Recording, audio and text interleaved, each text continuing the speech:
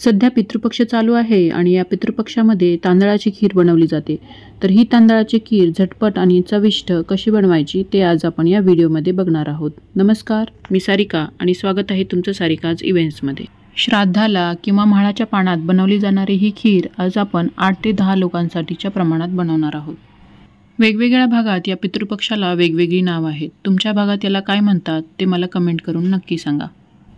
Recipe जर आवडली तर लाईक नक्की करा आणि तुमच्या मित्रमैत्रिणींबरोबर शेअर करा आणि चॅनलवर नवीन असाल तर सबस्क्राईब करायला विसरू नका। चला तर मग रेसिपीला सुरुवात करूया। मी इथे अर्धी वाटी हा बासमती तांदूळ घेतलेला आहे। यासाठी तुम्ही आंबेमोहोर, बासमती कोणताही सुगंधी तांदूळ तुम्ही इथे घेऊ शकता।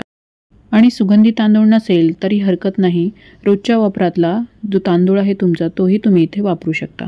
हा तांदूळ आपण स्वच्छ पाण्याने धुवून घेऊया। 2 ते 3 वेळेस धुतल्यानंतर मी हा तांदूळ एका गाळणीमध्ये काढून घेणार आहे। हे तांदूळ धुतलेलं पाणी फेकून न देता तुम्ही याला झाडाला देऊ शकता, त्याच्यामुळे झाडांना चांगले पोषण मिळतं। आता हा तांदूळ मी गाळणीमध्ये काढून घेतला आहे आणि त्याला थोडंसं कोरडं करून घेणार आहोत। तुम्ही हे फॅन खाली ठेवू शकता किंवा कपड्यानेही याला सुकवू शकता। मी इथे जाडबुडाची कढई गॅसवरती ठेवलेली आहे आणि त्याच्यामध्ये 1 चमचाभर तूप मी इथे घेतलेलं आहे। कढई जाडबुडाची घ्यायची आहे आणि त्याच्यामध्ये काही ड्रायफ्रूट मी इथे टाकलेले आहे। तुमच्याकडे जे ड्रायफ्रूट असतील ते तुम्ही यामध्ये वापरू शकता। मी इथे बदाम घेतलेले आहेत, मनुके घेतलेले आहेत आणि थोड्या लाल भोपळ्याच्या बिया घेतलेल्या आहेत। आता हे छान परतून घेतलेलं आहे। 1-2-3 मिनटं परतल्यानंतर आपण याला काढून घेणार आहोत। हे काढून घेतल्यानंतर त्याच तुपामध्ये आपण इथे तांदूळ भाजून घेणार आहोत। तांदूळ मी छान कोरडे करून घेतलेले आहेत। आता आपण हे तांदूळ या तुपामध्ये भाजून घेणार आहोत। तांदूळ छान लालसर खरपूस होईपर्यंत आपण याला भाजून घेणार आहोत, त्यामुळे खिरीची चव छान येते। खिरीसाठी तुम्ही इथे तुकडा बासमती ही तांदूळ वापरू शकता, कारण आपण याला मिक्सरमध्येच काढणार आहोत, त्यामुळे तुकडा बासमती असेल तरीही चालेल आणि खिरीसाठी जुना तांदूळ असला तर उत्तम। आता या ठिकाणी तुम्ही बघू शकता तांदळाचा कलर थोडा चेंज झालेला आहे। अजून थोडासा लालसर कलर झाला की मग आपण हे तांदूळ काढून घेऊया।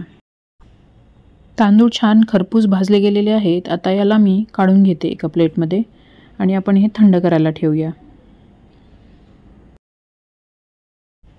आता तांदूळ काढून घेतल्यानंतर त्याच कढईमध्ये मी इथे 1 लिटर फुल फॅट मिल्क घेते आहे। म्हशीचं दूध घेतलेलं आहे आणि हे दूध मी एकदा तापवलेलं आहे, त्यामुळे त्याच्यावरती साय जी आलेली आहे त्याच्यासकट आपण हे दूध घेणार आहोत।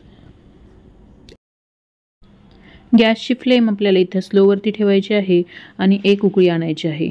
उकळी येते तोपर्यंत मी इथे जे थंड झालेले तांदूळ आहेत त्याला आपण मिक्सरमध्ये काढून घेऊया। तांदळाबरोबर मी इथे वेलचीही बारीक करून घेणार आहे। त्यासाठी मी इथे 7 ते 8 वेलच्या घेतलेल्या आहेत आणि त्याच्यामधल्या बिया अशा प्रकारे काढून मी या तांदळामध्ये टाकून घेते। तुमच्याकडे ही वेलचीची पूड तयार नसेल तर अशा पद्धतीने तुम्ही बारीक करून घेऊ शकता। हे तांदूळ आपल्याला खूप बारीक पेस्ट करायची नाही आहे, थोडेसे रवाळ ठेवायचे आहेत। तुम्ही बघू शकता अशा पद्धतीने हे रवाळ टेक्स्चर आलेलं आहे। भाजलेले तांदूळ आणि वेलचीचा छान सुगंध येत आहे आणि इकडे दुधालाही छान उकळी फुटलेली आहे। तर आता आपण याच्यामध्ये हे तांदूळ बारीक केलेले टाकून घेऊया। गॅसची फ्लेम ही स्लोवरतीच ठेवायची आहे आणि स्लो फ्लेमवरती छान हे आपल्याला मिक्स करून घ्यायचं आहे। आता आपल्याला इथे सतत चमचा हा चालवावा लागेल, कारण जे तांदूळ टाकलेले आहेत ते खाली चिटकू शकतात। आता मी 1 उकळी आल्यानंतर इथे हे ड्रायफ्रूट जे आपण तुपामध्ये भाजून घेतले होते तेही या ठिकाणी टाकून घेते। सतत हलवत आपण 7 ते 8 मिनटं ही खीर छान उकळून घेतलेली आहे। गॅसची फ्लेम ही स्लोच ठेवायची आहे। तुम्ही बघू शकता खिरीला छान दाटसरपणा आलेला आहे। अजून 5 मिनटं उकळल्यानंतर मी इथे चेक करून बघते की आपला तांदूळ शिजलेला आहे का। तुम्ही बघू शकता हातावरती छान स्मॅश होतो आहे हा तांदूळ, म्हणजे आपली खीर छान शिजलेली आहे। आता मी या ठिकाणी अर्धा कप साखर घेतलेली आहे।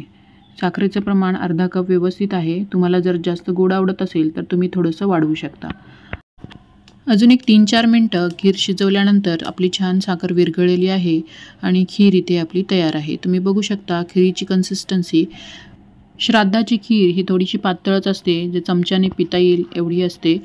तर त्यामुळे तुम्ही इथे म्हशीच्या दुधाच्या ऐवजी गाईच्या दुधाचाही वापर करू शकता आणि थंड झाल्यानंतर ती घट्ट होते. अशा प्रकारे ही थंड झालेली खीर आहे, तर ही थोडीशी घट्टसर झालेली आहे. रेसिपी जर आवडली तर नक्की सबस्क्राईब करा आणि रेसिपी शेवटपर्यंत बघितल्याबद्दल तुमचे खूप खूप धन्यवाद.